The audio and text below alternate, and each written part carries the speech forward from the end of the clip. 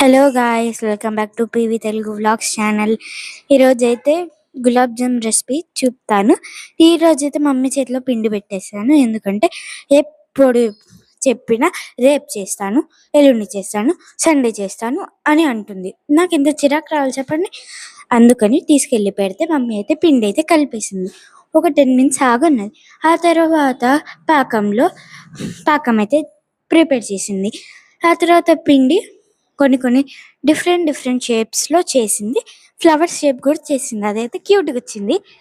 నాకైతే కొంచెం క్యూటీ అంటే ఇష్టం కాబట్టి అయితే యాలకులు అయితే దంచి దాంట్లో వేసేసింది. అసలు ఎంత బాగుందో తెలుసా, పాకం స్మెల్ బాగుంది.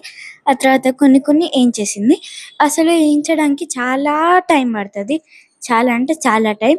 ఫ్లవర్ షేప్ అని చెప్పాను కదా, అదైతే అయిపోయింది, దాంట్లో మొత్తం షేప్ అంతా పోయింది.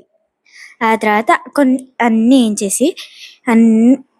ఏం చేసింది, ఇంకా మమ్మీకి బాగా చెమట, అంటే నా కోసం కదా చేసేది, అందుకని చెమట వస్తుందని తుడిచాను. ఎందుకంటే మళ్ళీ కోపం పడొద్దు కదా, అందుకని తుడిచేసాను. మళ్ళీ కోపం పడితే తిడుతుంది, అందుకని వెళ్ళి తుడిచేసాను.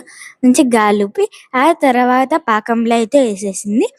అంటే ప్రిపేర్ అయిపోయింది. ఇంకా పాకంలో వేయించుకున్న గులాబ్ జామ్ అవి రౌండ్స్ తీసుకెళ్ళి పాకంలో వేయాలి. వేసినాక నేను ఒకటి చిన్నగా టేస్ట్ చేశాను. అదైతే కొంచెం దాంట్లోకి వెళ్ళాలి, పాకం అయితే గులాబ్ జామ్లోకి వెళ్ళాలన్నమాట. వెళ్ళకముందే నేను ఒకటి తీసి నోట్లో వేసేసాను. అది కొంచెం కాలింది, సుర్రు అన్నది. ఇంకా నాకు దూల ఆగదు. మీకు అందరికి తెలిసిందే, నేను కొంచెం అల్లరి పిల్లనని. ఆ తర్వాత మా అక్క తిన్నది, చల్లారిన తర్వాత తిన్నది. ఆ తర్వాత కొద్దిసేపు అయితే ఆగాము.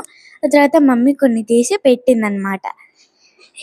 చాలా బాగుంది, చాలా అంటే చాలా బాగుంది, కొంచెం కాదు చాలా బాగుంది. ఆ తర్వాత అక్కకి పెట్టింది, అక్కకి కూడా చాలా నచ్చింది, బట్ కొంచెం స్వీట్ ఎక్కువైంది. Please subscribe to PV Telugu vlogs channel. Thank